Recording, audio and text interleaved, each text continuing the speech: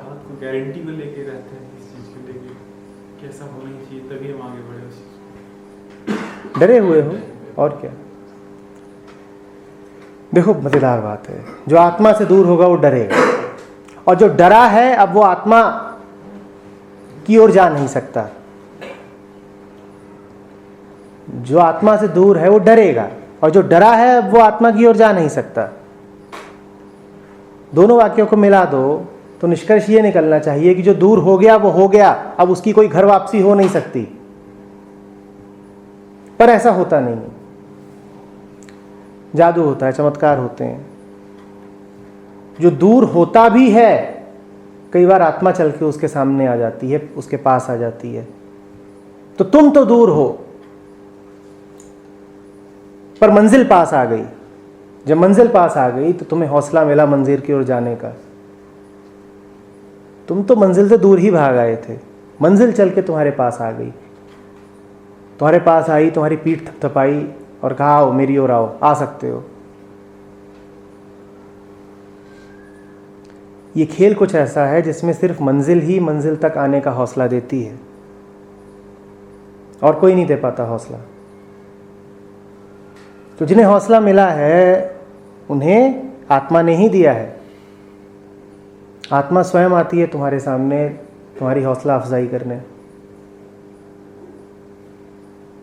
इसको अनुग्रह कहते हैं। इसी को अनुकंपा, ग्रेस कहते हैं। कि हम तो जान नहीं पाते, जिसको जानना चाहते थे वो खुद सामने आ गया और अपने आप को जनवा गया। अपने दम पे तो कोई पहुंच नहीं पाते, जहां पहुंचना चाहते थे वो खुद चल के पास आ गया और हमें पहुंचा गया। ये अनुग्रह कहलाता है, ये होता है। ये ना हो तो तुम्हारे लिए अब कोई संभावना नहीं है, क्योंकि जैसा हमने कहा कि डरता वो है जो आत्मा से दूर है, और जो डर रहा है वो आत्मा तक अब पहुंच नहीं सकता। फिर तो खेल खत्म हो जाना चाहिए था, सारी संभावना ही विनष्ट हो जानी चाहिए थी, पर होती नहीं है। दूर छिटका मन पास आ सकता है। उसी को बोध, उसी को समाधि।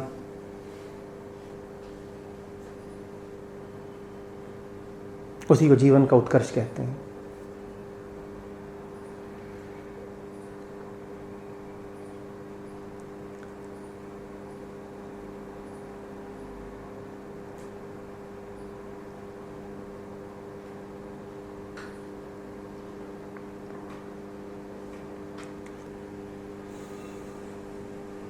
क्या सोशल रह करके मन को कंट्रोल किया जा सकता है? आप सब लोगों के बीच में, सोसाइटी में रह करके, चार चीज़ों से इन्फ्लुएंस होकर के या नहीं भी होकर के, आप मन को कंट्रोल हमेशा के लिए कर सकते हैं।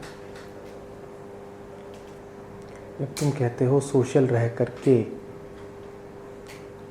और तुम कहते हो कि क्या किया जा सकता है, तो तुम यूं पूछते हो जैसे कि तुम्हारे पास कोई विकल्प है।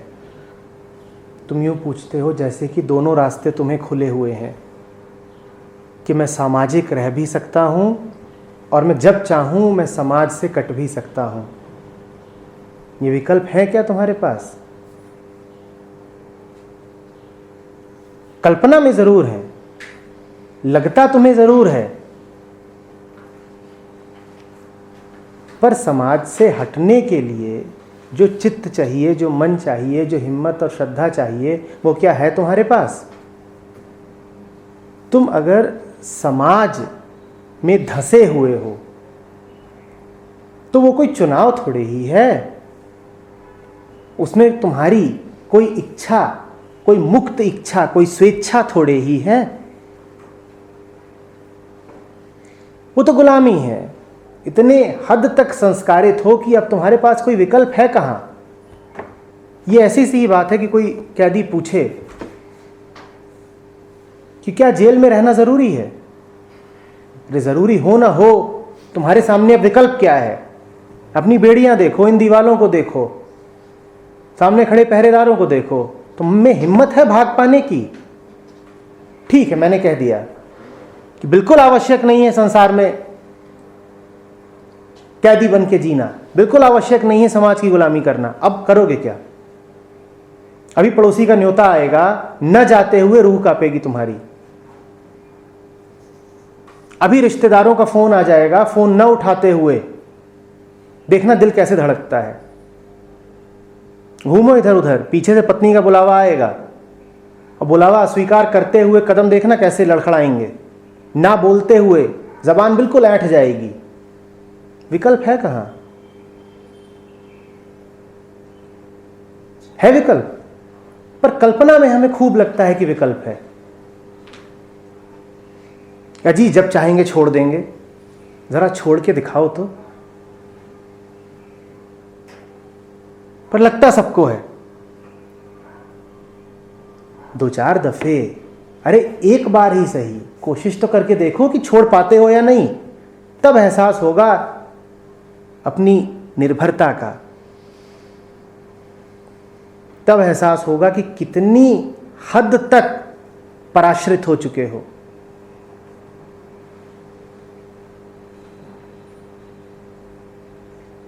और जब वो एहसास होता है तो एहसास ही ऐसी आग पैदा करता है, ऐसे जल उठते हो कि बेड़ियां गल जाती हैं तुम्हारी।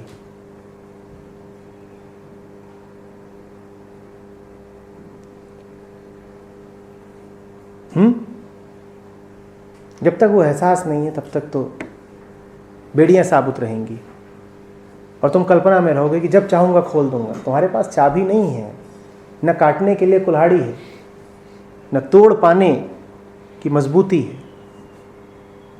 इन बेड़ियों को गलाने की तो एक ही सूरत है कि तुम जल जाओ। तुम जितना जलते गए बंधन उतना गलते गए। तुम्हारे हाथ ही नहीं रहेंगे तो ये बेड़ियां जकड़ेंगी किसे? तुम्हें गलना पड़ेगा, तब तुम्हारी बेड़ियां गलेंगी। अपने आप को तो कायम रखते हो कौन तुम? तुम खुद समाज का उत्पाद हो।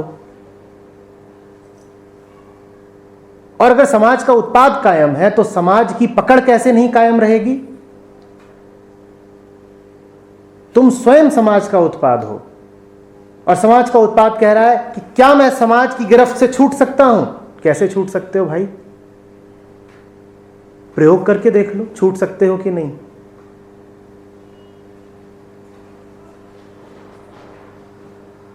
समाज का उत्पाद समाज की जकड़ से नहीं छूट सकता। तुम्हें ही हटना पड़ेगा, तुम्हें ही मिटना पड़ेगा। और वो ज्वाला बोध की है। जब जानते हो ना, जब बिल्कुल प्रत्यक्ष दिखाई देता है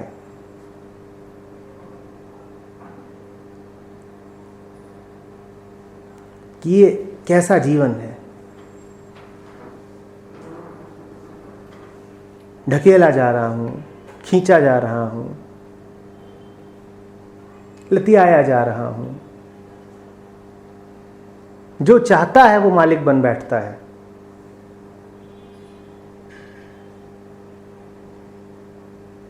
और 1000 मालिक है।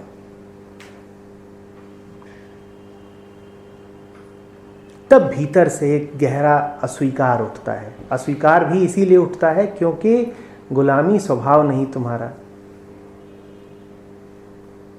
गुलामी चूंकि स्वभाव नहीं, और आंख खोलते हो तो चारों तरफ बस अपने गुलामी ही गुलामी दिखती है, तो फिर असंतोष की ज्वाला उठती है कि ऐसे तो नहीं जीना। याद रखना, वो ज्वाला तुम्हारी बेड़ियों को बाद में गलाती है, पहले तुम्हें जलाती है। तुम स्वयं ईंधन बनोगे उसका। तुम्हारी बेड़ियां यदि गलनी है तो उस आग का ईंधन तुम्हें बनना पड़ेगा। तुम बचे रहे तो बेड़ियां भी बची रहेंगी।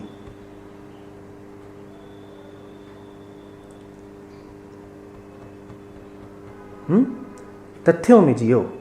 सुबह से लेकर शाम तक अपने जीवन को देखो। देखो कि कैसे तुम्हें कितने तरीकों से चलाया जाता है, संचालित किया जाता है, कंट्रोल किया जाता है।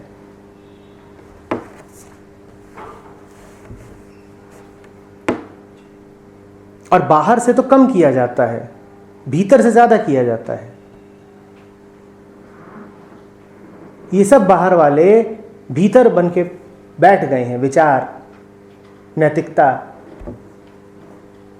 धर्म, मर्यादा, प्रेम, कर्तव्य, सब बाहरी, सब भीतर आके बैठ गए हैं। और भीतर से ही तुम्हारी पूरी व्यवस्था, जो तुम्हारा आंतरिक यंत्र है, मशीनरी, उसके पेंचों को घुमा रहे हैं, फिरा रहे हैं, संचालित कर रहे हैं। पर ये दिखेगा तब जब ध्यान में जियो, तथ्यों पर गौर करो। अगर जैसे पूरी दुनिया जी रही है वैसे ही जीते रहे, बेहोशी में, नींद में, तो ये कभी दिखाई नहीं देगा। और ये बड़े दुर्भाग्य की बात होगी ना। दिख सकता था, देखा नहीं। मिल सकता था, पाया नहीं। मुक्ति प्रस्तुत थी, बंधन चुने।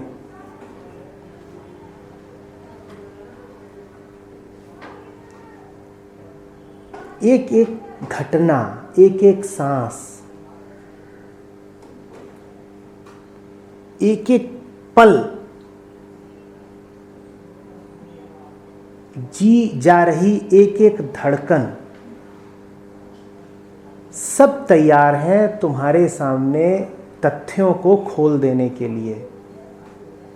अभी तुम कैसे बैठे हो, अभी अन्य लोग कैसे बैठे हैं, यहाँ आए ही क्यों हैं, ये जगह क्या है,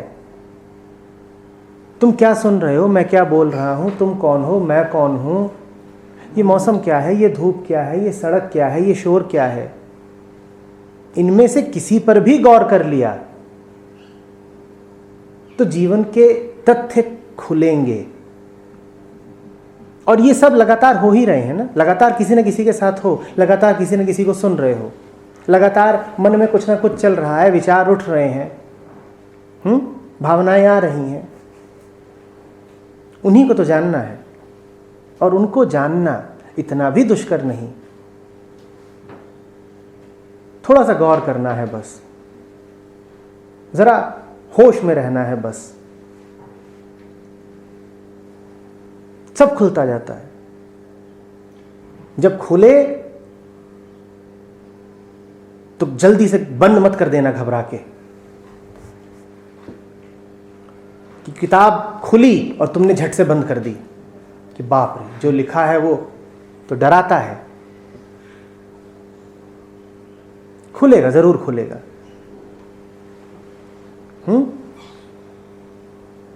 तुम ध्यान दोगे तो खुलेगा, और तुम्हें श्रद्धा होगी तो तुम पढ़ोगे। दोनों एक साथ चाहिए होते हैं। ध्यान देने से तथ्य प्रकट होते हैं, अपने आप को उद्घाटित करते हैं ध्यान देने से, पर उतना काफी नहीं होता।